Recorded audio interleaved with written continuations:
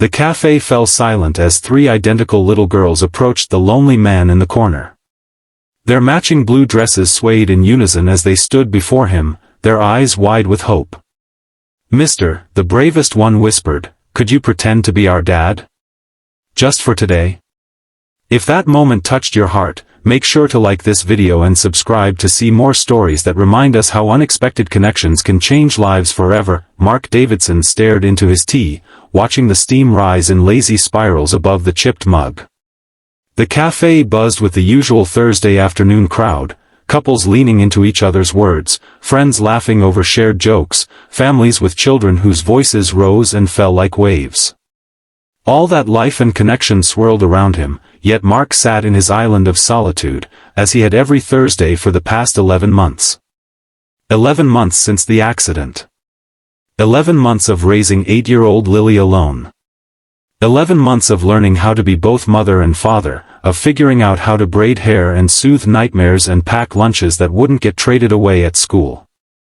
11 months of his daughter's quiet grief mirroring his own. Today, though, Lily was at her first sleepover since everything happened.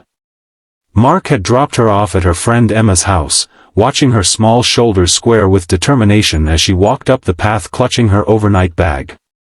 "I'll be fine, Dad," she had said, her voice carrying a maturity no child should need to possess. "You should do something fun too." Fun. The word felt foreign in his mouth. What was fun for a 36-year-old widower whose entire world had narrowed to work and parenting? So here he sat, in Rosie's cafe, attempting to remember what it felt like to exist in public spaces without his daughter's hand in his. The bell above the door chimed, and Mark glanced up reflexively. A harried-looking woman entered, herding three identical little girls before her. The triplets, they had to be triplets with their matching heart-shaped faces and dark curls, were perhaps 6 or 7, dressed in identical blue dresses with white collars. The woman guided them to a table across the room, her phone pressed to her ear, her voice a stressed murmur. "No, Richard, I told you I can't make it. Because I have the girls and your mother cancelled again." "Well, someone has to watch them." Mark returned to his tea, a familiar ache in his chest. He remembered those days of logistics and childcare Tetris, of the constant negotiation that parenting required when there were two of you. Now, there was just him, and the luxury of being frustrated by cancelled plans seemed almost quaint. The woman's voice rose slightly. "Fine. Fine. I'll figure something out." She ended the call with an aggressive tap and addressed the triplets. "Girls, I need you to be on your absolute best behavior. Mommy has an emergency at work, and I need to find someone to watch you for just an hour." Mark deliberately kept his eyes on his tea. He wasn't in the habit of eavesdropping, but the cafe was small, and the woman's distress carried. He heard her make several calls, each one ending in disappointment. The triplets, meanwhile, sat quietly, their small legs swinging beneath the table. "Excuse me," the woman said suddenly, and Mark realized she was standing beside his table. "I'm so sorry to bother you, but would you mind keeping an eye on my girls for just a moment? I need to step outside to make one more call, and I don't want to drag them all out into the cold." Mark blinked, surprised. Sure. No problem. Thank you. I'll be right outside the window where you can see me. Girls, stay put and be good for this nice man." The triplets nodded solemnly as their mother hurried outside, phone already back at her ear. Mark offered them an awkward smile, which they returned with identical serious expressions. "I'm Mark," he said, feeling he should say something. "I'm Penny," said the one on the left. "I'm Poppy," said the one in the middle. "I'm Piper," said the one on the right. "That's a lot of P's," Mark commented, earning the first hint of smiles. "Mommy says it makes it easier to remember," Penny explained. "But people still mix us up," Poppy added. "All the time," Piper concluded. Mark nodded, understanding. "My daughter Lily is always getting called Lucy by her teacher. Not quite the same thing, but names can be tricky." "You have a daughter?" Penny asked, her eyes widening with interest. Yes, she's 8. We're 7, Poppy said proudly. Almost 7.5, Piper corrected. Mark glanced out the window where their mother was pacing, her expression growing more distressed with each passing moment. When she caught his eye, she held up one finger in a "just one more minute" gesture. He nodded reassuringly. Is your daughter here? Penny asked, looking around the cafe. No, she's at a sleepover with her friend. Where's her mommy? Poppy asked with the direct curiosity only children possess. Mark felt the familiar tightness in his throat. She died last year. It's just Lily and me now. The triplets absorbed this information with solemn faces. Our daddy doesn't live with us anymore, Piper volunteered. He lives in Chicago with his new family. He has a stepson now, Poppy added. He's 10. We've never met him, Penny said. But Daddy sends pictures. Mark wasn't sure what to say to that, but he was saved by the return of their mother, her face drawn with worry. I am so sorry, she said, sliding into the chair opposite Mark. I'm Claire, by the way. Thank you for watching them. It was no problem, Mark assured her. They were perfect. Claire ran a hand through her hair. I have an emergency at work, I'm a pediatric surgeon, and my childcare just fell through.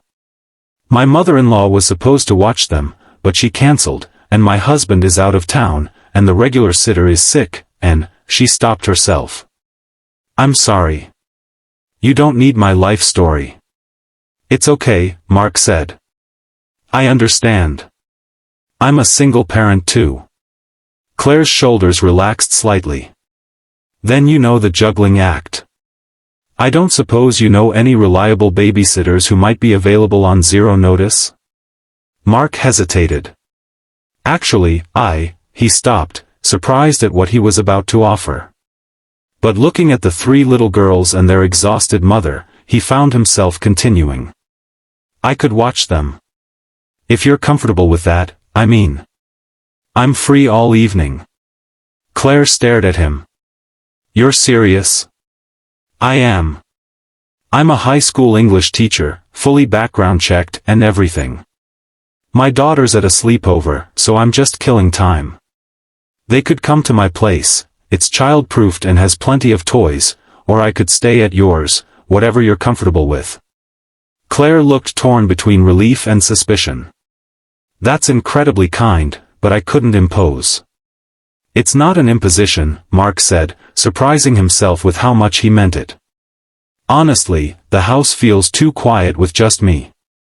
The triplets had been following this exchange with growing interest.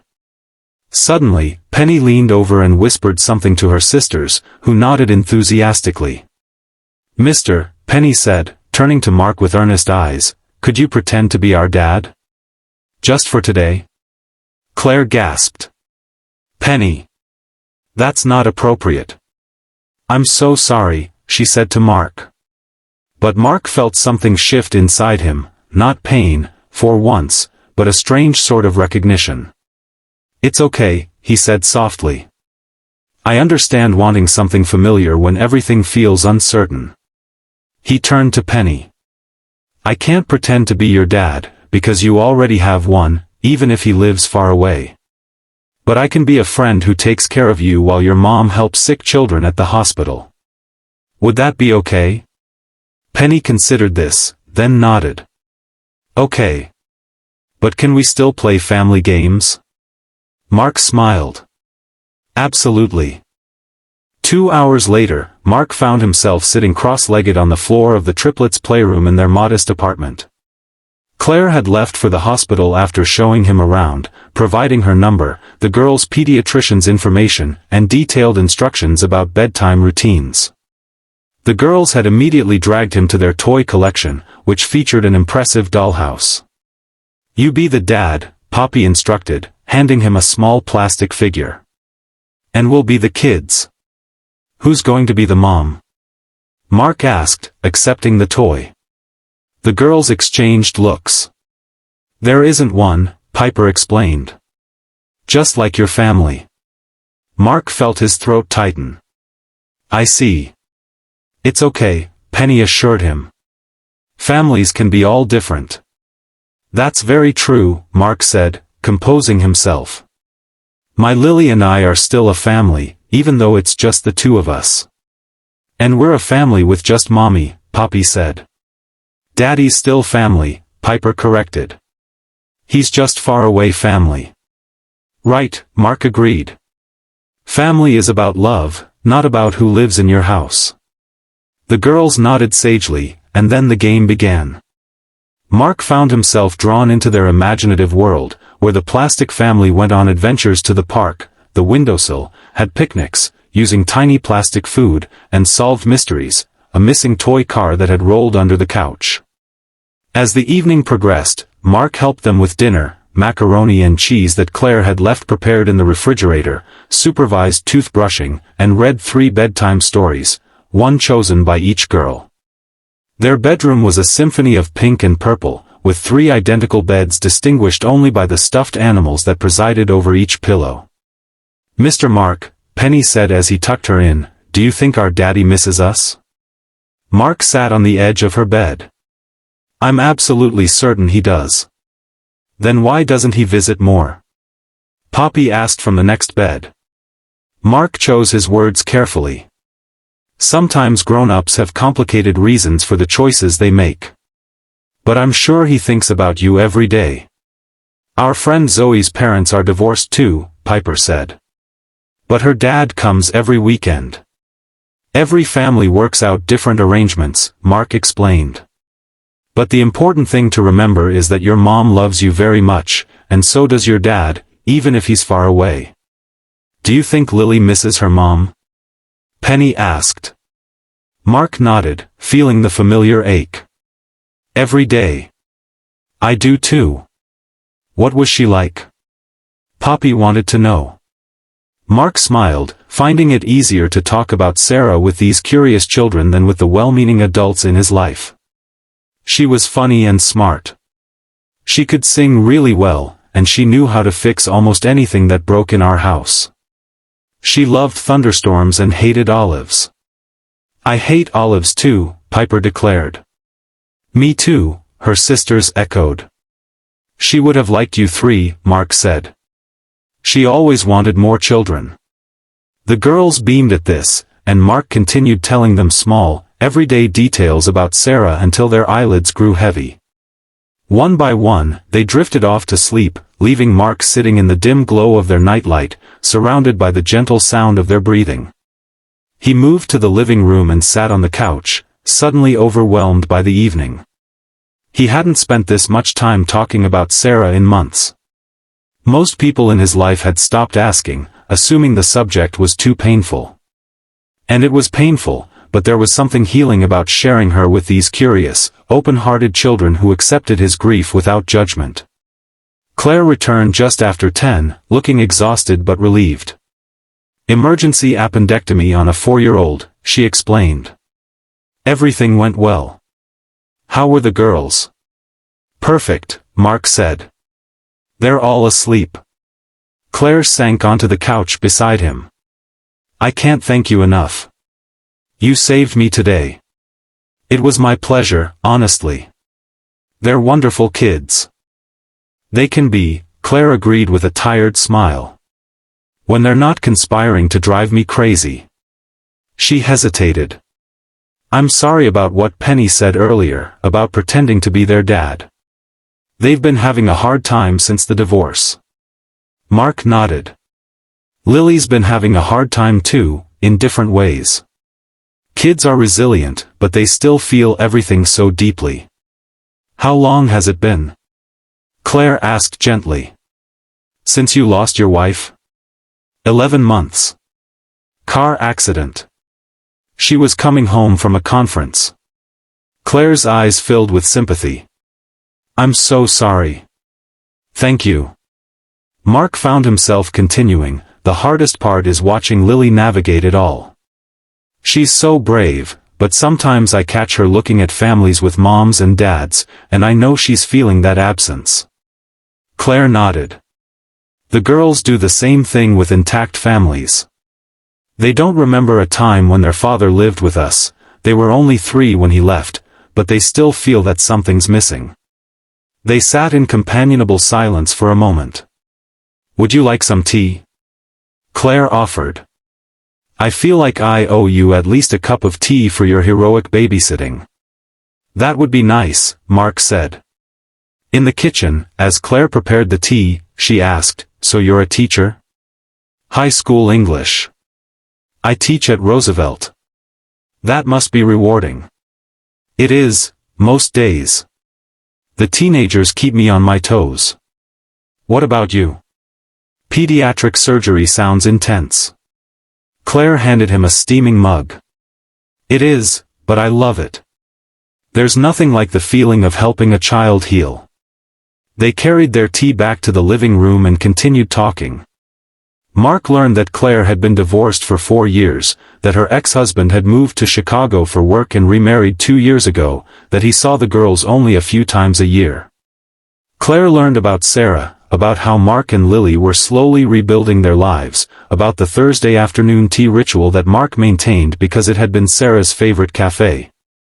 I should go, Mark said eventually, noticing the late hour. You must be exhausted. I am, Claire admitted. But this has been nice.